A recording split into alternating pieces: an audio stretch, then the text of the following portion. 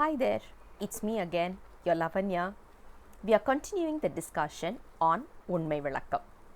We have already discussed about 26 verses. Now we are moving on to 27. 27, 28 and 29th verses must be taught together, but since we don't want to break the chain, we will go one after the other. But in order to understand the entire concept in a much clear manner, 27, 28, 20 and 29 must be taught together, must be discussed together or must be perceived together. So let's start with 27. Kundraa arulaaley கூறினீர் என் வடிவு பொன்றாத நும்முருவம் போதியீர் நின்று அருக்கன் கண்ணுக்கு காட்டுமா போலே உனதறிவில் நன்னி அறிவித்திடுவோம் நாம். This song, this verse has got both the question as well as answer as part of it. If you look at it, the earlier verses, the question that was put forth to the Guru was, who am I? And in almost 3 verses, 3 different songs, the Guru was explaining the concept of life, soul. So now the disciple is going to the Guru and asking, okay, now I am clear with who am I, but can I check who are you then? If you have a deep thought in it, we may have a question. A Guru is also a human being, right? We are seeing him in front of us with the same kind of an appearance, with the same flesh and blood. So most probably it must be the same answer, isn't it? But one first very important belief in Saivam is something that we need to be very careful about. When you talk about a Guru, Guru is Lord Shiva himself. Based on our maturity level, because we don't know what level of maturity we belong to. So for example, if you are a trainer, a facilitator, when you are coaching the operational level people, you will use a different language. When you talk about coaching project managers, you will be using a different language. When you are using C-level officers, you will be using a different language. When you are training in or teaching in a kindergarten, your language will be totally different. We cannot use the same language that we are using for a CEO or a CIO to a kindergarten student. They may not have a clue about what we are talking. It might all sound Greek and Latin to them. So how do we make it more clear to them? We need to reduce our complexity, go as simple as possible and try to explain it according to the audience. That's why we always say, whenever you're trying to communicate, the first lesson is know your audience. Know your target audience so that you can pace your lesson, your communication, your speech according to that. That is the same concept we are looking at over here also. When Lord Shiva decides to initiate us in this holy path, he cannot come directly. Imagine a situation, Lord Shiva is coming in front of us with all the snakes and all these in his neck, around his neck, and holding a fire in his hand. Do you think we'll be comfortable in just standing in front of him? Forget about talking. We'll just run away from that place, isn't it? We can easily remember the Mickey and Donald series in this, you know, the way how the speed and then just vanish in a minute. Similar to that, we will be running away in a jiffy. Now imagine a situation, Lord Shiva is coming in a very peaceful setup, like, you know, he's having all that deer and with his consort and all these, he is coming in a very peaceful state. The first question we will ask him is, are you a cinema artist? Did you come directly from your shooting spot? We will not believe that it is Shiva, isn't it? That is our maturity level. Anyways, so depending on our maturity level, if he wants to initiate us, he doesn't have an option. He needs to reduce his complexity. That is where what he did is, he, because of his grace, it is his compassion, it is his grace, what he is doing is taking a human form. The same as us. When you look at it, it's like a reflection.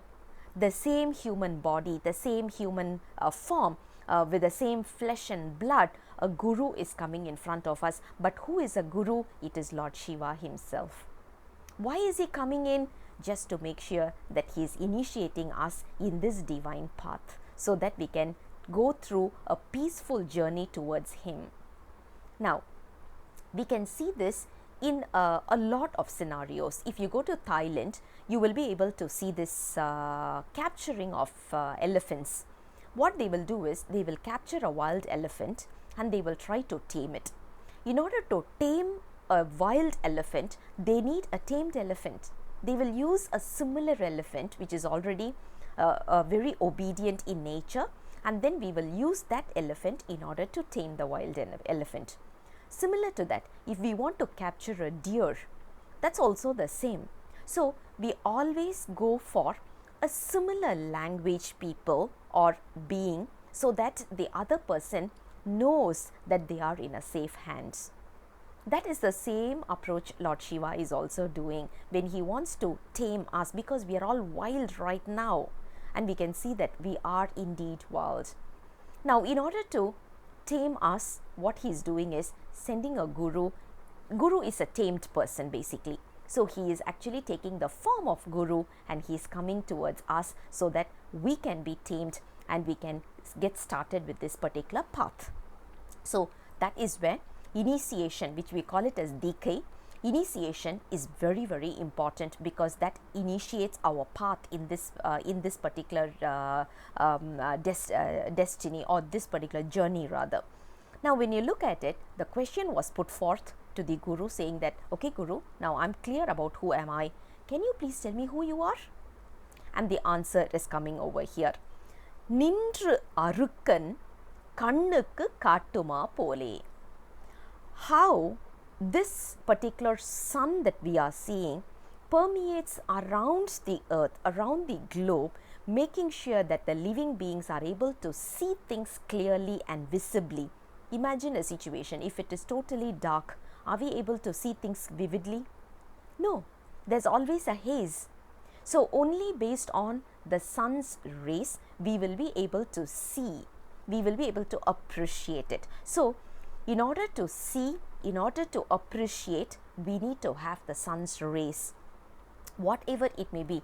In fact, even to see our own eyes, we need light. We need the source of light, and the source of light is sought from a sun. So, that's the same example, analogy he is giving over here, because our brain can comprehend things only with the help of metaphors and analogies. That is why most of these texts, if you look at it, they will use a lot of analogies and they will use a lot of these kind of metaphors, so that we can really comprehend the information. So, here the analogy that is used is very simple. Sun comes out in order to show what are the things around us. Similar to that, what are we doing is, God is staying with us in order for us to enjoy this life. When I shake my hands, when I move my hands, when I lift my hands, it is because of him that I'm able to do it. If not, I wouldn't be able to do it. So, he is standing beside in a witness attitude. He is there every single second, nanosecond, whatever you want to call it. He is with us. He is with us indeed, and we will be able to see and feel him only when we are able to move towards that direction. Imagine when we are having so much of worldly thoughts and we are fully permeating within this worldly affairs and all these, we wouldn't be able to realize and relate that he is with us, but he is indeed with us every single minute, every single second, every single nanosecond. What these texts are trying to do is make us realize that he is there. Imagine we would have faced a situation, something like when we are moving in a car, we would be about to hit an accident, and you will say, wow, I tell you, don't know how I really reacted at that point in time. I think it's God's grace. Yes, it is God's grace. When something is stopping you unbelievably, you get into that kind of a situation, you will say, looks like someone pulled me away, and that someone is nothing but Lord Shiva. So, we need to understand and appreciate it, and we should start realizing it. There is someone next to us every single minute watching what we are doing, looking at what we are doing. Now, this particular concept will kindle a lot of questions and doubts in us. just hold on for a while. We'll talk about the next two verses also, and then when I'm doing a recap, most of your questions can be answered. Trust me, this coming up with these questions is quite natural, and we have all gone through that process. So we will have a lot of questions. Write down all your questions. We will get it sorted out after another two more verses, which is almost about 29th verse. So after that we will have a clarity. Now this particular verse talks about a concept called as Advaitam. Advaitam means there are three things that we are looking at: Lord Shiva and soul's responsibility or relationship. What is the relationship between the soul and Lord Shiva? It is different, it is inseparable, and it is togetherness. We are talking about the three together. That is what we call it as Advaitam. Advaitam means he is with us, he is inseparable, and at the same time he is together with us, merged together. So that is the way we are looking at it, and the concept of Advaitam is a lot different from what we are hearing right now, and we will be discussing about that in detail. So we have discussed verse number 27, which explained one concept which is called as different. The soul and Shiva, or the Almighty, we call him Shiva, but it's the Almighty. Almighty and the soul, the relationship is, the first one is different. Tomorrow we will talk about another relationship which is called as inseparable. So I'll come back to you again tomorrow with the next verse. Until then, bye-bye.